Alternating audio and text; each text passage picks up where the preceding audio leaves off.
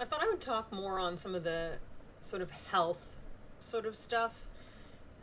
This is something that I found a lot of people wanted me to discuss more when I've done lives on TikTok. Again, this can be a tricky topic. People can get really emotionally reactive with it, I've found. And yes, we're not all the same. That's true. Our bodies do have differences. But at the baseline, there are certain things that we actually do better with than not, if that makes sense. So there's all kinds of stuff, there's sort of keto diets and like clean and lean diets, and I'm trying to think of all the different ones. There's so many. Pescatarian, vegetarian, um, eating to your blood type. Like, there's all this sort of stuff.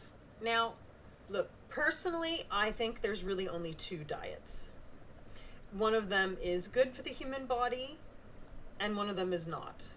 But that's what I think. All the rest of this stuff, they're just little weird ways to, I guess, differentiate ourselves. But the truth is, it really comes down to, do you eat animal products or do you not eat them at all? Right? Because it doesn't matter whether you eat a little bit of fish, or a little bit of eggs here and there, or, whatever. These are all considered animal products, and they do contribute to your microbiome in terms of your gut. Now, let me first start by saying I am not a dietitian or a naturopath or anything like that. I've definitely worked with them, and I've done extensive research on nutrition and longevity. Longevity, when it comes down to it, longevity, I think, is the most important principle, because the whole concept is to slow down the aging process so that you live longer and healthier. Not just because I meet people who say things like, oh, well, I had a grandma and she lived till 95, and she was a heavy smoker. Yeah, but how was her life at the end? Not even just the end, but did she have emphysema? Was she coughing all the time? Was she waking up not feeling well? This sort of stuff, right? That's not longevity. Yes, you might be surviving and living, but you're not thriving. There's a huge difference. Now, whether they're doctors, scientists, nutritionists, whatever, the people who are running and leading this concept of longevity, it's pretty consistent. It confirms that if you want to live a long, healthy life without disease, you've got to cut the animal products. It is that simple. There are other things too. Obviously, no amount of alcohol is beneficial to the human body. It kills every cell in the body. And this is something you have to either come to grips with and accept or not. But that's the way it is. Same thing with drugs and medication. There is no health benefits to these things. People have to take medication if they refuse to change their diet and their lifestyle. That's what it comes down to, right? If you refuse to make those changes, then you will keep yourself alive a little bit longer on medication, but it comes with side effects. Now, obviously, I'm not a doctor. I'm not going to tell you to get off your medication if you're not planning to change the lifestyle, right? Like, you work out what you're doing. Everybody has their decisions in terms of their life. I'm simply telling you the research, the statistics, when it comes to reducing your inflammation on the body, slowing down the aging process, and increasing longevity by healthy practices. These are the traits and qualities that are consistent with longer, healthier life. So you have to cut out the processed junky foods. So if you don't know what those are, it's anything that doesn't look like it does in nature.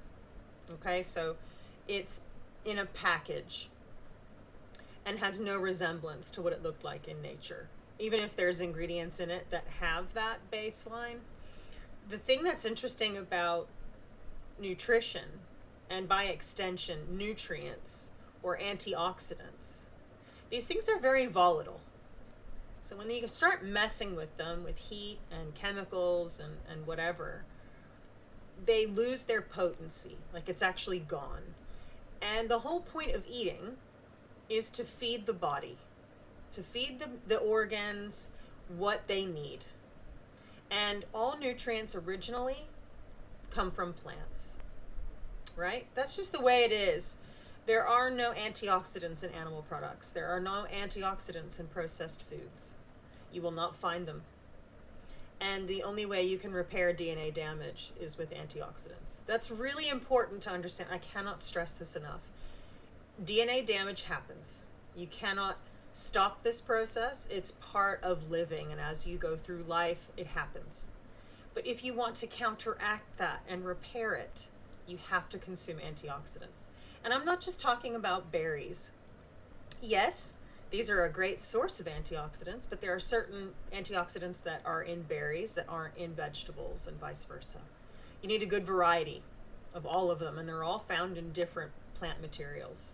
So a good variety of mixed dark leafy greens and all the other vegetables. Again, the brighter the better, the deeper in color the better, the richness and potency they will be. The same thing goes with fruit. Obviously, berries are going to be the top of the list because they're darker in color, they're more vibrant. But there, again, are certain antioxidants and nutrients in the lighter colored fruits. So it's about being aware of these things and eating a good variety of them. This is what repairs the damage that's done every day. You'll be surprised how much better you feel. Like, it takes time, and this is something I might go into in terms of the toxicity. But that takes time. When you make this change, you have to go through that detox process. And I'll tell you the truth, it's not pleasant. I went through it. But it's worth it in the long run. And it does make a difference. There's all kinds of little things that you can do to improve your overall life, how you feel, how you look, and all the rest of it. So I'll go ahead and give you some explanations. Now, I used to live the way most people live. I wasn't raised in a family that was interested in longevity. This isn't something that I was raised with. I wish I was, but I wasn't. I'm 43 years old. I don't get Botox, I don't get surgeries, and I don't plan on it. Now, yes, I might use some makeup, but I'll go close up. I have no issue with that. So you can kind of see I have some pigmentation, right? It's underneath the makeup, but you can see it. I cover it a little bit because it's distracting to me. But, I have these wrinkles here, and I have them on my forehead. There's all kinds of little things you can do. A big one, of course, is the inside if you're eating well. Also, it's that mental sort of mentality of enjoying things that are self-protective, not self-destructive. Because I have a lot of people say things like, one of the things I hear a lot is, yeah, I've met people and they did all that stuff and they were really health conscious and all the rest of it, and at the end they wish they'd done more, they had more fun. See, I find this to be a very interesting perspective. To me, it's a confirmation of self-destruction. Me personally, I don't actually think self-destruction is fun. So, drinking, for instance, it's not fun. You don't feel good, right? So it's that connection that you have to make. If you sit down and eat an entire box of chips or crackers or whatever, you don't feel good during. It has this kind of like more, like frenzy that kind of kicks in. You don't feel good afterwards. Again, I don't think you should feel shame over it. If you're going to do it, then, do it and own it, right? But you don't feel good in your stomach. You don't feel good in your body. It's these types of connections that you have to make for the logical kind of part of the brain to kick in and go, you know what? Do I really need to eat that whole bag of chips? Probably not. So I don't think I will. Right? It's these little minor corrections and connections. Now, a big one, I talk about Dr. Furman a lot. He's my favorite. So he's got some really great books. Fuhrman. Furman. Okay? So he's got books. I think one of them is really good in terms of the junk food. It's like Fast Food Genocide. Fantastic title. So again, he talks about why this stuff is so bad, and the addiction to it, because that's the thing, that's the biggest issue. It isn't a huge deal if you eat these little things once in a while. Obviously, it's not good for you, but it's not the worst thing. It's more about the addiction, the fact that you can't stop. And when you have a more, you want more, you want more, you want more, you want more. It just never stops. And it's just this ongoing thing. And look, if you cut it out and you don't eat it, well, you start to eat it again and you don't feel good. It's this, when you start to make your life more about self-protective practices, doing anything that's not makes you feel like crap. Like you don't, it's not a shame thing. Like you actually don't feel well in your head and in your body. You can feel it. And it's not good. So it's making these connections, these understandings. Like again, I'll go deeper into this as time goes on. But it's about being honest with yourself. Understanding where the food addiction started. Right? And look, when we're kids, sometimes it's an interesting part of our culture and human nature, I find. It's this idea that when you're a kid, you're unaware of the choices you really make and how that affects your life. Like when you look at kids, that's how they are, it's like, I'm going to be like this forever. I'm going to be this exuberant. I'm going to be this wild, and I'm going to feel this good forever.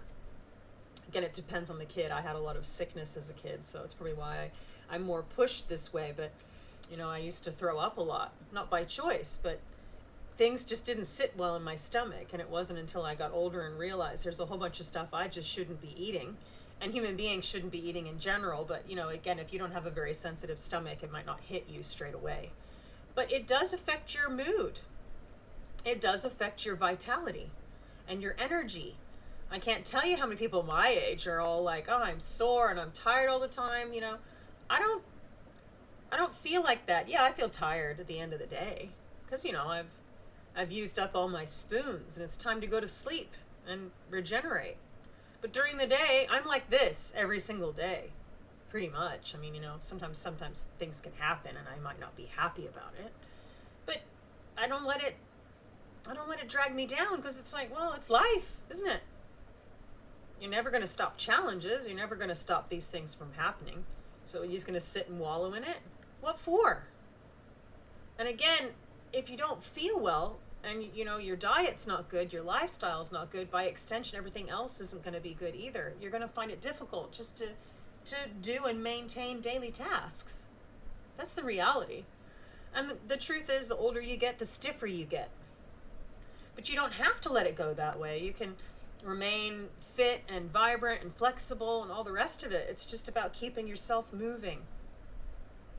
And I think I'll do some videos on shame. I think shame is a big one. Shame causes a lot of problems for people. And I don't just think mentally. I think it's every single area of your life if you let that stuff take over. So, like I said, I've kind of gone off track, but I don't mind that. I like that stream of consciousness. I like to let it flow and let the intuition hit me as it does, and I just go with it.